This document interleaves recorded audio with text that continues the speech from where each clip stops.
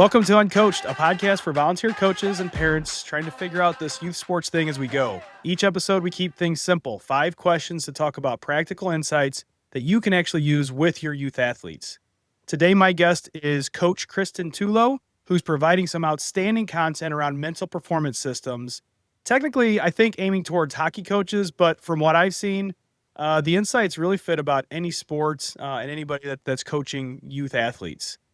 She's got a great mantra, think strong, play strong, and I'm very excited, Kristin, to have you here. So maybe I'll turn it over to you, and if you give me a little bit about your background and talk to me about what led you down this social media path and these things that you're doing. Awesome. Thanks so much, Brad. So I started out as a coach, like probably most of your guests do. I coached for a little over 10 years on the bench, in the weight room, and I kept coming back to this one thing that kept coming up, and it was that what was missing and what was making these kids and these athletes so emotional about their game was that it was their mindset, right? It wasn't that they didn't have the skill. It wasn't that they weren't strong enough. They just didn't have the mindset skills that are needed in sports. So I kind of put this all together after hundreds and probably thousands of conversations with athletes, parents, coaches, and said, I want to get away from the bench and a little bit out of the weight room with the athletes and start working on what's really triggering all these things. And then from there, started working more with coaches too, because as we all know, it kind of starts at the top. And once the coaches are really comfortable with systems and understanding the mindset skills, it trickles down into their athletes. So that's where I am now. I think it's so cool. It's so cool because, I think as a coach, you get caught up in let's coach the physicality, let's coach the skills, those things. Obviously, that's a large chunk of things, but I've even learned that maybe over half of what you really need to be focused on is some mental side of things, because if you don't have your athletes telling themselves that they can do this or overcome, an obstacle that gets presented to them, the athlete's going to shut down, whether the top performing athlete or not. And so I think it's very, very impressive what you're doing out here, and I love it. I appreciate that. And it's so true. I think you tapped on to something that I really like people to hear. It's not that it's the least talented athlete that's struggling with their confidence. Oftentimes it is the most talented or the highest scoring athlete that still really struggles, maybe just a little bit more quietly than you would assume. For sure. Yep. I'm excited about this conversation. So let's start out with our first topic here. So there's a lot of youth athletes that seem to struggle with confidence. From your perspective, is there something that's creating confidence problems in sports right now specifically that you would put your finger on? I mean, I think we all know one of the biggest parts is going to be social media, stats, playing time. Those are the 3 things that I see most often when I'm talking with athletes and if I just ask them a question, it always comes back to something they saw on social media that they think that they should be doing, or they didn't score in a game. So it all comes back to the result as opposed to the effort. And I think that unless the parents and the coaches are also helping enforce the fact that we don't care if you score 5 goals or 0 goals. It's how you are playing, right? It's the effort that you're giving, the attitude that you're bringing. So surrounding your confidence with things that I always like to say are out of your control is really going to impact what we're seeing out of these athletes. Yeah, and you touched on something I didn't know that you would go there, but like the comparison thing, right? Comparison is a thief. If you're always just comparing yourself to what you're seeing out there, I tell my kids, what you see in the social world, that's somebody's best, right? They're not going to put out the amount of work that's gone in behind the scenes or the struggles necessarily. You're seeing somebody at their very best. And so constantly comparing yourself to the best is going to just bring you down, right? Internally. Yeah.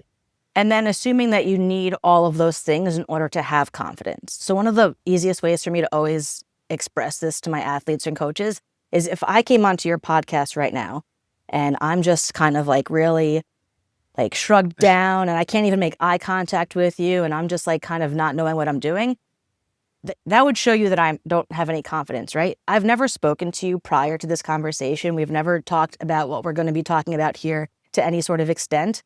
I have confidence because I'm prepared. I know what I'm going to be speaking about because it's what I know, it's what I love. And that's how athletes have to go into every game, right? You need to walk into those games with confidence, knowing you put in the time during practice, you've prepared yourself for this moment, and use that to build your confidence rather than waiting for the confidence to come. Yeah, and to keep that mental voice in their head telling them that you've done this before, just stick with what you know and keep it up, right? Exactly. So do you think parents and coaches sometimes accidentally make athletes more anxious or fearful without even realizing it? Absolutely, yes. And it's a tricky kind of topic to talk about, I think, because it's not to anyone's fault, right? I'm a parent. My kids are young though, so they're still only 4 and 1. So they're not in the thick of things. We all want what's best for our kids. Sometimes we don't know what that looks like exactly. We, as adults, sort of link success and fun together, and then that's how we project onto our athletes, right? So we want the best for them, and that might look like winning games, scoring lots of points, winning the championship. And if that doesn't happen, parents especially are really vocalizing that in the stands, after the game, in the car ride home. And they're placing blame on other things like the refs, the officials, the other team. It was not fair. This wasn't fair. That's not fair. So inadvertently, your child is sitting there and they're just like feeling anxious about all of these things because now they're like, well, no matter what I do at practice, it doesn't matter because if it comes down to blaming someone else, it's on them. So I feel like the loud parents, they don't mean to be instilling fear and anxiety in their athletes, but it's 1,000% happening, Yeah, unfortunately. for sure. And I know you're in a hockey environment. I grew up playing hockey as well. Um, Maybe not to the level you did, but I played a little bit in college myself. But it's like the sports where you're in these tight arenas, whether it's hockey, basketball, volleyball, those parent voices are even louder than if you're on a football field or a soccer field because at least there's some distance between you and the play.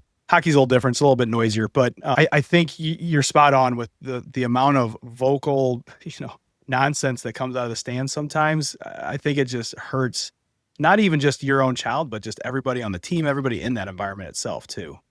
Yeah, I mean, we can go into a million reasons why Sally's mom shouldn't be yelling onto the ice the way that she is.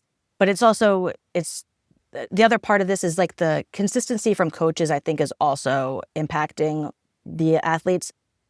I've heard a million times from athletes, and just recently, one of my athletes was talking about what her coach says and what her coach does are two very different things.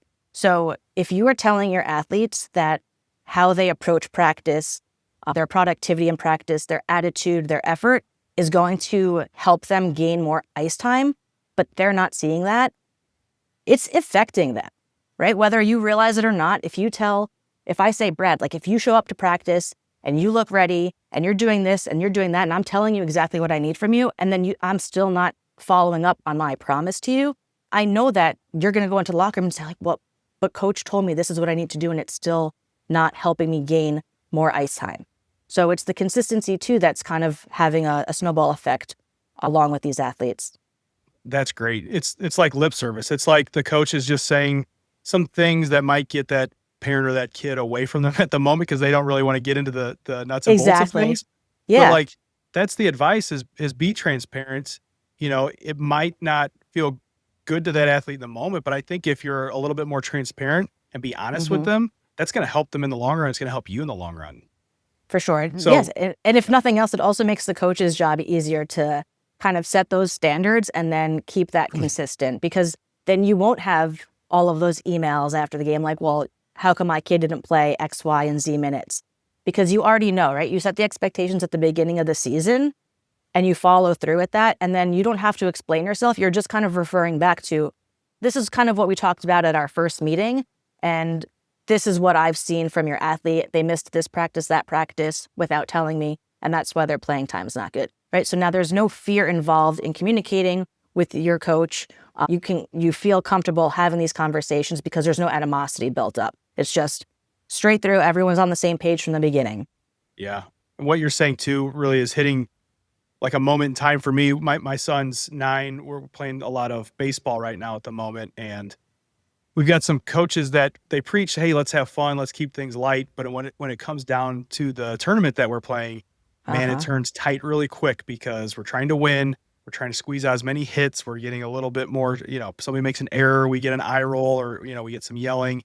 So it's like you're saying, practice what you preach. We don't get a lot of the practice, as a result of the preaching. So it's For hitting home for me. sure. Yep. And it's funny because I'll hear from parents all the time too, like about their kid was at a tournament and they didn't get in and this, that. And my first question is always, okay, but at the beginning of the season, did the coach say like everyone's going to get to play the same amount of time? And they're like, well, no. And I'm like, okay, that's a conversation then that you have to understand with your athlete is like, no one ever said it's going to be even playing time and everyone's going to get to play. So that's another thing that the coaches just have to make sure that they are clear on. Yeah, that playing time thing is tricky. I'm with you. And you're so spot on too, because it's like you need to almost repeatedly get into that mantra of, hey, it's not equal. It is earned, right? Like you're going to be fair with that playing time because people need to gain some experience in the game, but it has to be earned because if the kids, I don't think if the kids aren't trying to earn that and they don't have that as a goal in their mind, then kind of it takes away from the game and it takes away from the amount of work that they're putting in, right? That's a reward that they get, I think. Yeah, it's part of sports, right? Yeah, it should be. Yeah, I agree. So what's the biggest difference between athletes who recover quickly from mistakes versus the ones who tend to spiral and get in their own heads a little bit? Well, I think the ones that understand that mistakes are part of the game are going to have much more fun throughout the season and a lot more success. And what I feel like I run into a lot is athletes have such high expectations, right? And of course, at the end of the day, the goal is to score more points, more runs, whatever the case may be, to win the game. Everyone wants to win. I understand 100% that's why we play the game. I think you also have to understand that when you don't put the focus on just the result, you're going to see better results at the end of the day in the long run, right? The athlete that misses the shot, throws their head back, spirals out, and now is constantly thinking about that for the rest of the game is obviously going to struggle once the puck is back on their stick. And I know I'm going to keep going back to hockey terms, even though you're mostly a baseball podcast. It fits. It fits. What you're saying here fits any sport. Yeah.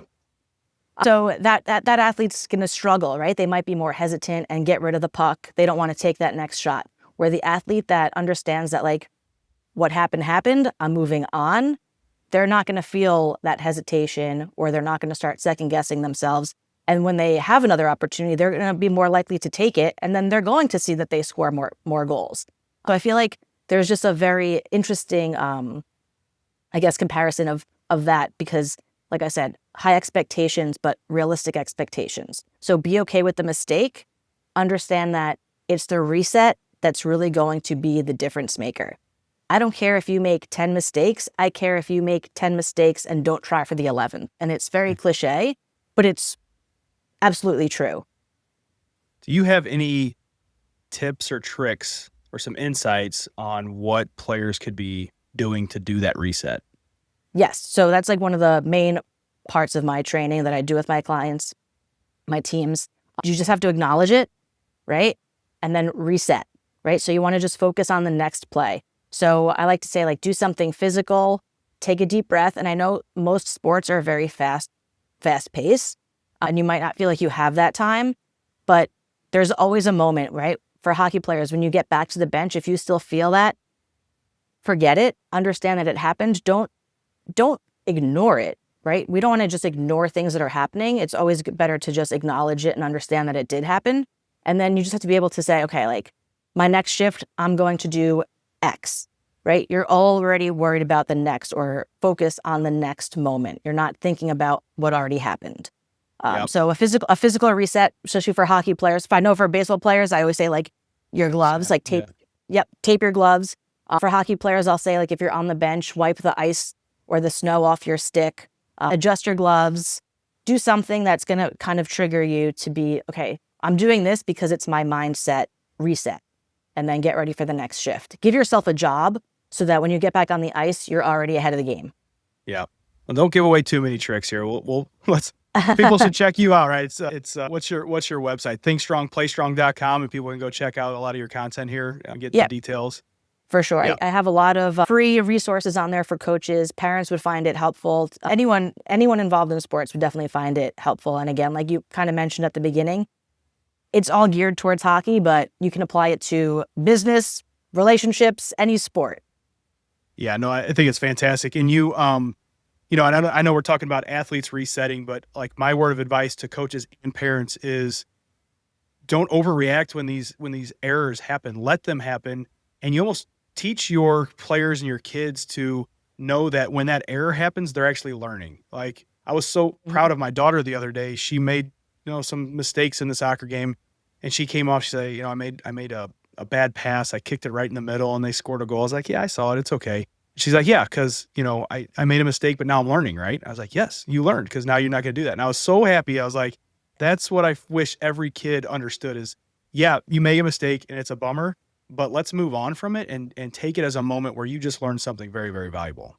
Exactly. That's awesome. I love hearing that. Yeah, it was a good, proud, like, dad moment, not even coach moment. Yeah. So in youth sports today, there's so much pressure around performance, the rankings, travel teams. You mentioned social media already.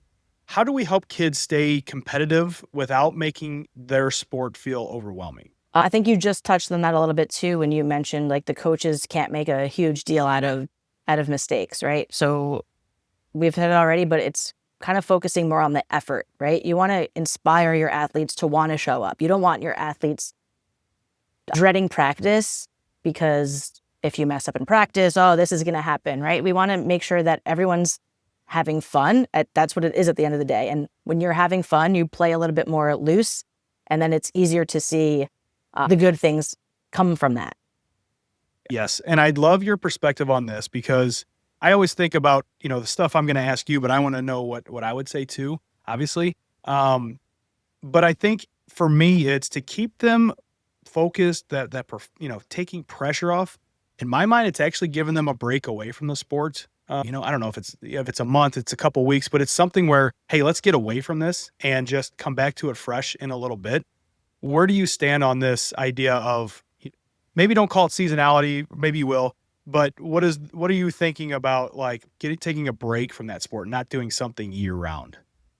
I think it's so important, right? In Okay. business, we call it like mental health days, right? Sure. Everyone feels good after you take a day off and recharge, right? My Yeah. son, he's 4 years old. He goes to daycare every day, and on Saturday, me and him were going for a walk in the morning, and he said, I like school, but I do so much at school every day, and I'm happy that it's Saturday and I get to rest. And I was like, yeah, everyone needs to rest, right? We don't go to work, we don't go to school on Saturday and Sunday, and then we feel better. And then he woke up today, we're recording this on a Monday, and he woke up and he said, I'm so excited to go to school today. And it's like he needed those 2 days just away from his teachers, out of the classroom, away from his classmates. And we're all the same, right? Whether you're 4 years old in daycare or you're 16 playing baseball, everyone deserves to kind of have that sit back, kind of reflect, recharge, whatever you want to call it. And in the long run, you'll be so much better for it. So I think everyone needs to take some time off. Okay. I love it. And your son's like my spirit animal because even in your 40s, like I am, you need those days to recoup Right? before you can get back into the Exactly. your work days. So that's awesome. Very awesome. All right. So what are some simple things volunteer coaches and parents of youth athletes can do that could genuinely help them build confidence in youth athletes? So again, let's go back to preparation. Taking control of what you can control is a big thing that if anyone follows me on social media or follows anything that I ever have posted on my website, it's taking control of what you can control. And that's going to lead to more confidence and better focus. So if we made 2 lines right now, 2 columns, and said to your athletes, and any coach can do this with their teams, right? It doesn't matter what caliber coach or team you're working with. It kind of helps you understand where their mindset is and then helps you direct them to where it should be. So volunteer coaches just go through at the beginning of the season, like, what do you think you can control this season? What do you think you can't control? And then we forget the can't control completely, right? We can't control the weather, the ice conditions, who's the umpire, who our opponent is, who's pitching that day, who's in goal that day. It's a waste of our time and our energy, and we're going to let it affect how we perform. So you forget all those and you only focus on what you can control. And that's your preparation, your focus, your effort, your attitude. And those are all of the things that coaches would do a huge service to themselves as coaches and to their athletes by really, really putting a focus on any upcoming season. I think the changes that they would see from their teams would be significant if that's where they just kind of started from. And then, like I said, once you start taking care of that, the results are going to come. And you mentioned at the beginning setting a foundation, because I wrote down an answer to this, and I thought, what I try to do is focus on fundamentals, keeping it very, very basic. Just from a coaching perspective, or parents Mm-hmm. at home, get your kids really, really good at the fundamentals. I know I've talked about this a couple of times, and I know it's boring stuff, but it's like if your kids have a base, have a foundation of the things that are necessary for their sport, whether it's stick handling well and skating well, or dribbling and passing for soccer, whatever it is, if they're very good at that, they can always come back to that to give them confidence without trying to advance too quickly, where they're trying things that maybe are out of their skill set at the moment in time. Absolutely. So, bonus question. All right. So we Right. very good conversation here, but I've got a bonus question here. I know I say 5, but I always sneak in a 6th one here. Do you remember something a coach said or did when you were a youth athlete playing that affected you either positively or negatively, that you maybe still remember today, and maybe it's helping to drive some of the work you're doing today? I don't know. It's a very good question. It's been many years since I played competitively for a coach, but I can't think of something off the top of my head, but I do remember this actually impacted me, and I still think about it, and I think I do apply it to a lot of my thinking when I'm working with coaches. It was senior year of high school. I broke my nose playing soccer. And I remember we were getting ready to go into playoffs, and it was a states game. And one of the parents rather told my coach that they were like, Tullo shouldn't play because she's going to be too hesitant to play because she's scared she's going to get hurt again. No one ever had a conversation with me asking if that's how I felt. I had never voiced that to anyone. This was just a parent who had influence over the coach saying that for whatever benefit to them. And I remember catching wind of that and just being like, this is my first experience of like a parent and a coach kind of almost like teaming up against one of the athletes. And there was never a conversation had with me until later on when I kind of did ask, like, I was playing X, Y, Z minutes. How come all of a sudden in a huge game I'm not playing as much? Like, oh, well, it's because you were injured. And I feel like that did impact me from then. And like, still, like I said, it's kind of something that I always kind of laugh about, just because it goes to show like the communication barrier that there can be between coaches and athletes can be detrimental, right? No matter what, it can affect, we'll say, confidence of an athlete. And I don't remember what happened after that game. I have pretty poor memory, but I just remember being like, that was weird. Very, but So it stuck with you, right? So it's still it had an effect a exactly. little bit, yeah. Yeah. Well, I'll give you a hockey example. So when I first started playing, I couldn't get my slap shot off the ground to save my life. I was a defenseman. I could not get that thing off the ground. It was just a really low screamer, always. Couldn't get it up in the air. And I was just complaining to my coach at the time. I said, I can't do it. I just can't get it up. I just can't figure out how to do this. And he literally just looked at me and said, throw the word can't out of your vocabulary right now. He probably didn't use that nice of terms, but I was like, oh, okay. So that mentality kind of stuck with me. I've even used it with my own kids. Like, hey, let's not say can't, right? Let's just try to figure out a way, or we're going to keep trying, and let's flip that from a negative to a positive and try to do it that way. So kind of a unique example there I still use today. Yeah, I love that. And so it's impressive that he would say that, because I know you're probably around the same age as me, and I feel like there wasn't too much of that kind of almost like mindset conversation back then of, well, don't use that word in your vocabulary because then you'll never be able to do it. Yeah. I don't know if he quite said it as nicely as I did. It was probably a little bit more of an aggressive, hey, don't say can't. But in my mind, I'll always remember it as a good positive moment. To pushing forward. All right, Kristin. Well, I promised to only keep it to 5 questions, and I snuck the bonus in there. So thank you so much for your time. Please tell the viewers where they can go to find your content, because I love what I see that you're doing out there. I watch everything that you do, and I would highly encourage that anybody listening or watching the podcast here do the same. So please let us know where we can go. Yeah, I appreciate that. On Instagram, I'm at Coach Kristin Tullo. That's Kristin. ThinkStrongPlayStrong.com. I also have a playbook that you can download on there. It's a full system for coaches that they can use repeatedly throughout however long that they coach for, and a lot of other free resources that are out there as well. And if anyone ever has any questions, I'm always happy to answer a DM or an email and kind of work anything out with these coaches, because they're doing a lot of work. So it's important to make sure that they're feeling good too.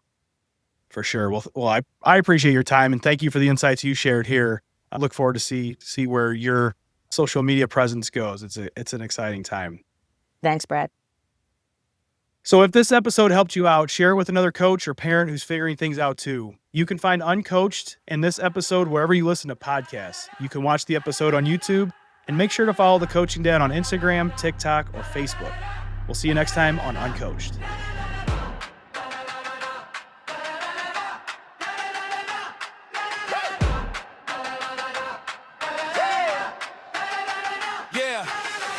Step up, time to lead the way for the